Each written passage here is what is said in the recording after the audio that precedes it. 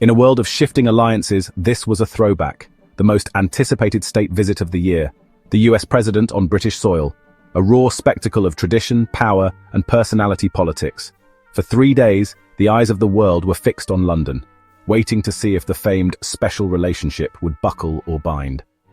But behind the meticulously choreographed pomp, a stunningly audacious diplomatic maneuver was unfolding. A plan conceived in the highest, most secret circles of the British establishment. A high-stakes gamble designed to reshape the monarchy's role on the world stage. Inside the Buckingham Palace ballroom, the air was thick with history and a palpable tension. The world's media, a ravenous pack, had descended upon London, not just for the photo op, but hungry for a gaffe, a protest, or the slightest crack in the diplomatic facade. The stakes could not have been higher. For Britain, navigating its post-Brexit identity, this was a critical test of its global standing. It needed its allies closer than ever, and the United States, led by a president who prized personal chemistry over dusty protocols, was the ultimate prize. Securing that relationship was a national imperative. This was never a simple meeting of heads of state. It was a collision of two vastly different worlds. On one side, the ancient coded traditions of the British monarchy, 1,000 years of soft power.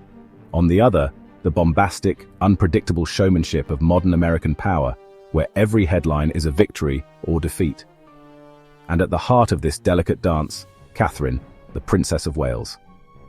She radiated a quiet confidence that went far beyond the glittering tiara she wore. Beside her, William looked every bit the future king, not just a passive heir, but an active partner in the monarchy's bold new strategy. Together, they represented the future. The evening was a masterclass in diplomatic stagecraft. Every gesture scrutinized, every word weighed. The traditionalists, the men in grey, watched from the periphery, their faces unreadable.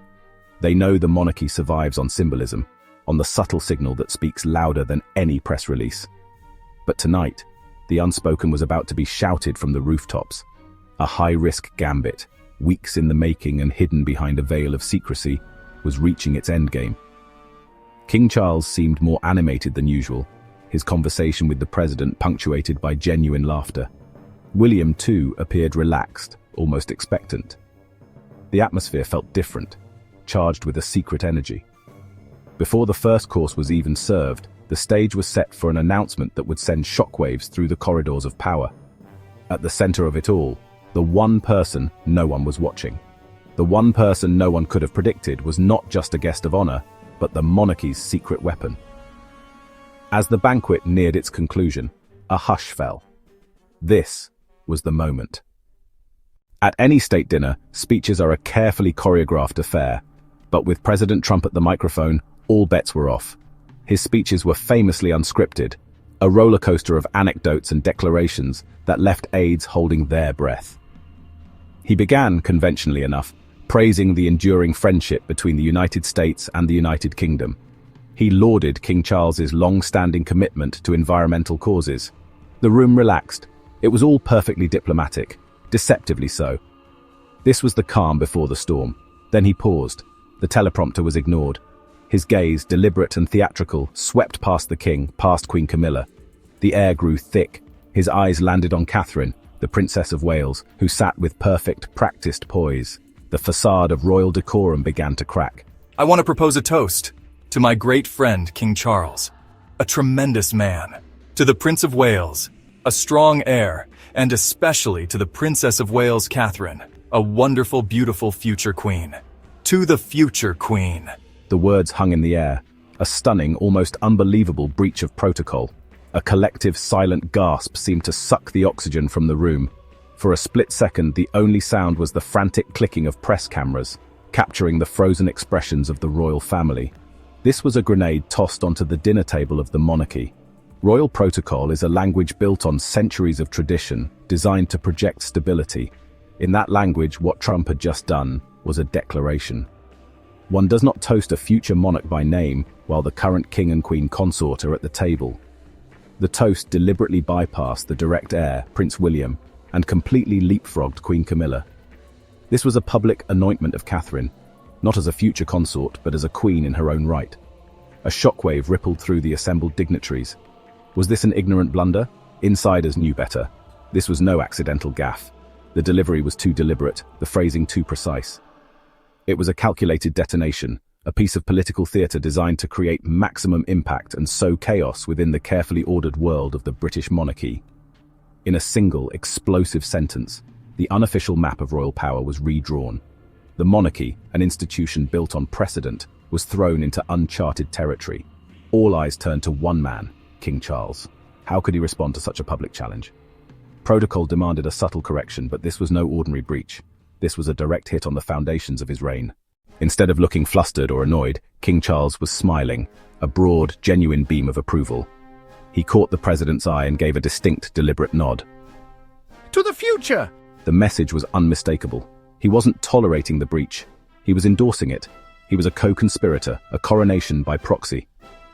For years, Charles watched the monarchy grapple with its identity and saw the public's unwavering affection for his daughter-in-law. It was a bold, risky move, a true king's gambit, sacrificing royal protocol to secure his queen. He hadn't broken protocol himself, he simply reacted to a guest. Yet with one nod, he achieved what might have taken years of internal maneuvering. The approval fast-tracked public perception of Catherine's destiny and changed the game. To the uninitiated, it was a diplomatic blunder of epic proportions, a gaffe that sent shockwaves through the global media. But what the world witnessed as a shocking breach of protocol was the culmination of a meticulously planned covert operation, an unlikely yet powerful alliance forged in secrecy. This was a joint venture, co-authored by the highest echelons of Buckingham Palace and the White House, each with a vested interest in securing the monarchy's future. The seeds were sown weeks earlier, not in grand staterooms, but in quiet, off-the-record meetings and through encrypted channels. The objective was clear: to publicly and irrevocably cement Catherine's position, bypassing the rigid, slow-moving machinery of royal tradition. For such a bold move, they needed an unconventional asset. President Trump, a man who relishes breaking norms, was the perfect, unpredictable vehicle. His reputation for off-the-cuff remarks provided the ultimate plausible deniability. Every word was a calculated weapon. Future Queen was chosen for its direct, unambiguous power. Then came the masterstroke, Queen Catherine. A flourish that was pure Trump, seemingly spontaneous, yet fully briefed and embraced by the palace plotters. The execution had to be flawless. The entire sequence was rehearsed with military precision.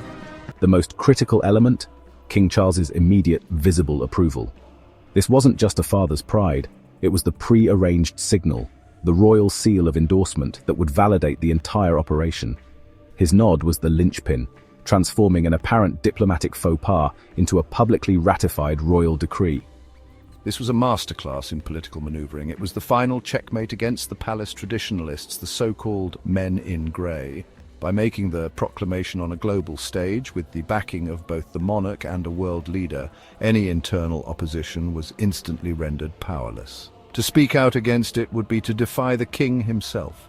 The plotters understood a fundamental truth of the modern age. Public perception, shaped by a relentless global media, is as powerful as any treaty. And so, the state banquet was not a dinner, it was a theatre of operations. The toast was not a speech, it was the payload. The alliance executed its mission flawlessly, leaving the old guard reeling and the world buzzing. A new line had been drawn in the sand. The future of the monarchy had been secured, and her name was Catherine. The toast was a direct assault on the palace's old guard. Aristocratic courtiers, traditionalist advisors, royal household staff, keepers of the flame, guardians of precedent. They favoured a restrained role for Catherine, wary of her immense popularity. Trump's words, and the king's endorsement, detonated at the heart of that establishment. Internally, the plan was designed as a preemptive strike. They were trapped. To question it would be to question their own king and a visiting head of state. The power dynamic was fundamentally rewired toward the modernizing vision of Charles and the future represented by William and Catherine. The old guard relegated to spectators of a new era they resisted, their authority irrevocably undermined. Two men from vastly different worlds found common ground in power and spectacle, not trade deals or alliances, a personal pact between a monarch and a president, a state visit, weaponized to manage internal palace politics. Soft power, reasserted in a hard-nosed way. A message to world leaders. Personal relationships with the crown and its heir can yield tangible results. A successful visit to London is now about joining the living drama of the world's most famous family. By shattering protocol, the monarchy reinforced its power. The new special relationship is forged in political theatre, and its first act has reshaped the future of the British crown. The echoes of that single audacious toast will resonate for years to come. The night the future reign of William and Catherine unofficially began. While Charles remains sovereign, he has publicly shifted the monarchy's centre of gravity. He fast-tracked the transition in the public imagination, linking the crown with youth, glamour, and stability. Operation Cambridge Crown succeeded beyond its planners' wildest dreams. The monarchy streamlined, its leadership clarified. A powerful defense against Republican sentiment. Continuity through popular, capable figures. A blueprint for survival. Agile, strategic, even ruthless when needed. Turning potential chaos into strategic triumph. The true winner of the night was the crown itself. The public now has a clear vision, a seamless transition to a beloved king and queen, a true partnership. The toast was the starting gun, and the reign of the new royals has already begun. The future is now. Please subscribe to our channel History Documentary Hub for more insightful videos and intriguing content.